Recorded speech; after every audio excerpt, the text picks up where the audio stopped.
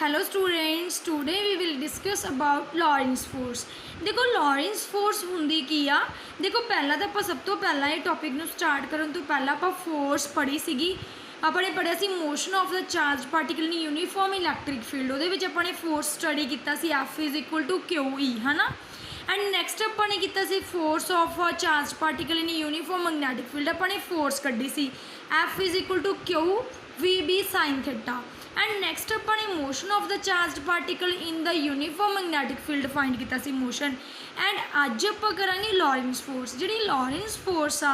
उहदे विच आपां दोनों फील्ड्स की गल करते हैं, one is electric and other one is magnetic. जो आप दोनों फील्ड्स की गल करांगे तो फोर्स भी दोनों ही अप्लाइज होणगियां ना। वन इज़ इलैक्ट्रिक फील्ड जी अप्लाई हो रही सी F is equal to Q E. And magnetic field के जी फोर्स अप्लाई हो रही सी आप पढ़िया सीगा अपने ड्राइव की सी F is equal to Q we B sine theta. तो ये दोनों फोर्सिस मतलब जोड़ा एक कंबाइंड इफैक्ट आता है through uniform electric field and through uniform magnetic field. तो उस टाइम जी फोर्स अप्लाई होंगी है दोनों इन्होंने फोर्सिस करके that's mean this is known as Lorentz force. समझ आई? जो मैं कहने की ये गल कोशिश कर रही हाँ भी जो अपने को जोड़ा चार्ज पार्टिकल है उन्होंने मैंने थ्रो करना है दोनों फील्ड्स दे विच इलैक्ट्रिक एंड मैगनैटिक दोनों कंबाइंड इफैक्ट्स ने उन्होंने मैंने थ्रो करना है। तो उस टाइम जी फोर्स अप्लाई होगी that's mean this is known as Lorentz force. क्योंकि पहला तो आप चार्ज पार्टिकल नूं कल्ले कल्ले फील्ड दे विच थ्रो किया जिमें कि पहले च आप इलैक्ट्रिक फील्ड से थ्रो किया सी F इज़ इक्वल टू उदों एक फोर्स आई सी F is equal to Q E. And अगर अगले दे विच अपने फिर चार्ज पार्टिकल नूं मैगनैटिक फील्ड दे विच थ्रो किया सी विद द वेलोसिटी v है ना। फिर अपने को F is equal to Q we B sine theta आया सी। बट हुण आपां लॉरेंस फोर्स की गल कर रहे हैं तो अपने को दोनों का कंबाइंड इफैक्ट पढ़ांगे इलैक्ट्रिक एंड मैगनैटिक फील्ड। तो उस टाइम जो आप चार्ज पार्टिकल थ्रो करांगे due to the combined effect of electric and magnetic field then the force experience जी फोर्स लगूगी उन्होंने आप लॉरेंस फोर्स बोलते हैं। ओके जी, एवं मैंने लिखा होया when a charge particle is thrown in a region under the combined effect of uniform electric and magnetic field then it force experience is given by। तो देखो जोड़ा मैंने फोर्स कंबाइंड कहा वो दोनों फील्ड्स करके लग रहे हैं एफ ई मतलब इलैक्ट्रिक फील्ड दे विच जोड़ा फोर्स बन रही है force experienced by electric field and force experienced by magnetic field है। तो तुसी एम भी लिख सकते हो बी भी लिख सकते हो जिमें तुहाडा मन करे उमें लिख सकते हो। ओके जी, दैन F ई आप इलैक्ट्रिक फील्ड की फोर्स कड्डी हुई है Q E and magnetic field की फोर्स अपने कड्डी सी Q we B sine theta यही कड्डी सी ना अपने। F इज़ इक्वल टू तो मैं तुम्हें वैक्टर फॉर्म के विच कढ़ना सिखाया सी भी इनू आप Q is a singular property है ना singular quantity and sine theta के नाल की लगती होंगी है क्रॉस मतलब V इंटू बी आप लगा सकते हैं इन वैक्टर नोटेशन। तो मैंने यही यूज़ की हुई है F V is equal to q V into B. Then इन्होंने दोनों इक्वेशनस दोनों वैल्यूज़ तुसी वन इक्वेशन दे विच पुट करो। So one equation becomes F is equal to Q E plus q v into B वी है ना। दोनों के विच क्यू कॉमन आ रहा है तो क्यू मैंने कॉमन करता E vector plus q v into B vector. समझ आ गया? This is called Lorentz force. This is called Lorentz force due to the combined effect of electric field and magnetic field. गलती ना लग गया बेटा इतने नहीं क्यों क्योंकि कॉमन ही करता ना अपन। दैन अपने को इलैक्ट्रिक फील्ड कंबाइंड इफेक्ट आया F is equal to Q E plus V into B. This is called Lorentz force. हुण ये विद रिस्पैक्ट आप स्पैशल केसिस कर सकते हैं कहने जे आप चार्ज पार्टिकल नूं thrown perpendicular to the magnetic field if the charge particle is thrown perpendicular to the magnetic field. हुण आपां ये तो बहुत बार कर चुके हैं भी जो चार्ज पार्टिकल नूं with the velocity B perpendicular सुट्टी है कि मैगनैटिक फील्ड दे दैन थीटा कितना होगा 90। तो तुसी लॉरेंस फोर्स वाली जी अपने फॉर्मूला पढ़िया उन्होंने तुसी इस तरह लिख सकते हो F is equal to Q E vector plus V into B नूं की लिख सकते हो v B sine theta. Okay ਜਾਂ ਫਿਰ ਲਿਖ ਸਕਦੇ ਹੋ F vector Q E vector sine theta ਤੁਸੀਂ ਕੀ ਪੁੱਟ ਕਰੋਗੇ साइन 90 साइन 90 ਕਿੰਨਾ ਹੁੰਦਾ ਹੈ 1 ਕਿੰਨਾ ਹੁੰਦਾ 1 ਦੈਨ VB ਆ ਗਿਆ ਦੈਨ ਇਹ ਆਪਣੇ ਕੋਲ ਆ ਗਈ ਜਦੋਂ ਆਪਾਂ ਨੇ ਚਾਰਜ ਪਾਰਟੀਕਲ ਨੂੰ ਥਰੋ ਕੀਤਾ perpendicular to the magnetic field okay then एक नोट है बहुत ज़रूरी है जोड़ा तुसी रिमेंबर रखना है याद रखना हमेशा ही कहते Lorentz force will be zero कहते लॉरेंस फोर्स जीरो हो सकती है कदों when electric field perpendicular to the magnetic field perpendicular to the velocity मतलब E perpendicular to the B and perpendicular to the V मतलब उस टाइम वो zero money जाऊगी zero होगी ਜਦੋਂ ਆਪਣਾ electric field perpendicular to the magnetic field ਹੋਊਗਾ and perpendicular to the velocity ਹੋਊਗਾ ਸਮਝ ਆਈ ਮੇਰੀ ਗੱਲ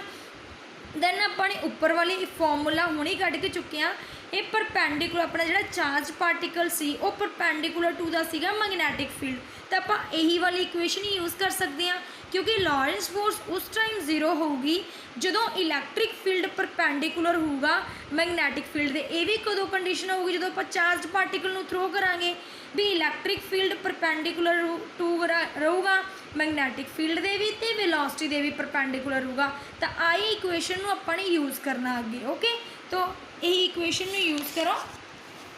की आ गया अपने कोल की आ गया F is equal to Q की आ गया अपने को E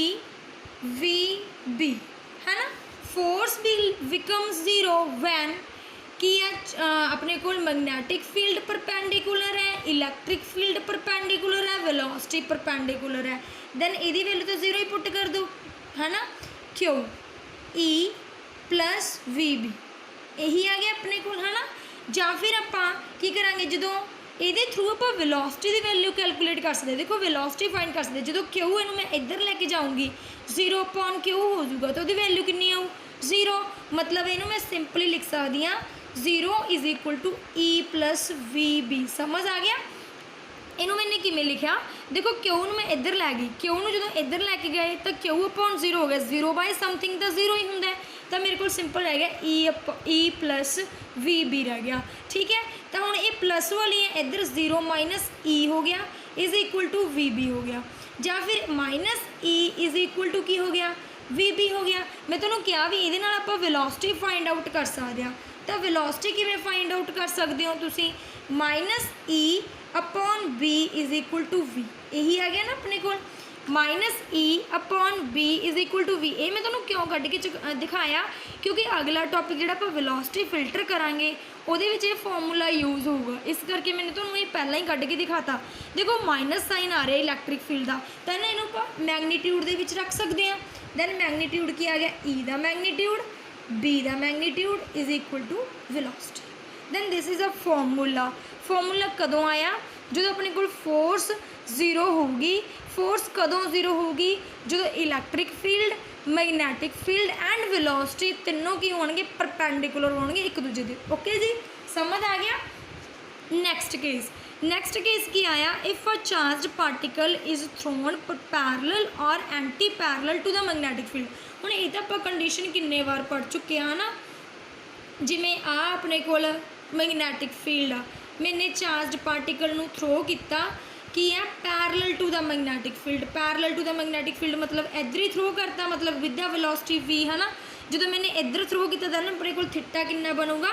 0 डिग्री जो पैरलल किया बट जो मैंने एंटी पैरलल किया विद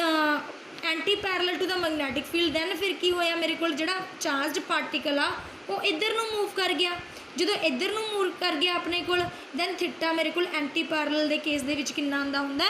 180 डिग्री दैन तुसी पुट कर दो अपने को इक्वेशन है F is equal to Q E vector plus VB sine theta दोनों तुसी इक्वेशनस फाइंड आउट कर सकते हो Q E vector plus VB sine theta या फिर F is equal to Q E हुण देखो साइन 0 कितना हुंदा है साइन 0 हुंदा है 0 साइन 0 0 साइन 0 0 ਜਦੋਂ ਸਾइन 0 0 आ गया तो सारी यहाँ वाली टर्म 0 हो गई। तो अपने को सिर्फ केस किहदा रह गया भी मतलब ਜਦੋਂ ਆਪਣੇ ਕੋਲ ਚਾਰਜਡ ਪਾਰਟੀਕਲ ਨੂੰ ਥਰੋ ਕਰੂੰਗੀ parallel to the magnetic field then ਮੇਰੇ ਕੋਲ ਜਿਹੜਾ ਫੋਰਸ ਲੱਗੂਗਾ ਉਹ ਓਨਲੀ ਇਨ ਦੀ ਕਿਹਦੇ ਵਿੱਚ ਲੱਗੂਗਾ ਕਿਹਦੇ ਵਿੱਚ ਲੱਗੂਗਾ ਇਨ ਦੀ ਇਲੈਕਟ੍ਰਿਕ ਫੀਲਡ ਦੇ ਵਿੱਚ ਲੱਗੂਗਾ। ਐਵੇਂ ਤੁਸੀਂ ਇਹਦਾ ਕੱਢ ਕੇ ਦੇਖ ਸਕਦੇ ਹੋ। ਹੁਣ ਸਾਈਨ ਪਾਈ ਮਤਲਬ ਸਾਈਨ 180 ਕਿੰਨਾ ਹੁੰਦਾ ਹੈ ਸਾਈਨ 180 ਵੀ 0 ਹੁੰਦਾ ਕਿੰਨਾ ਹੁੰਦਾ ਹੈ ਸਾਈਨ 180 भी 0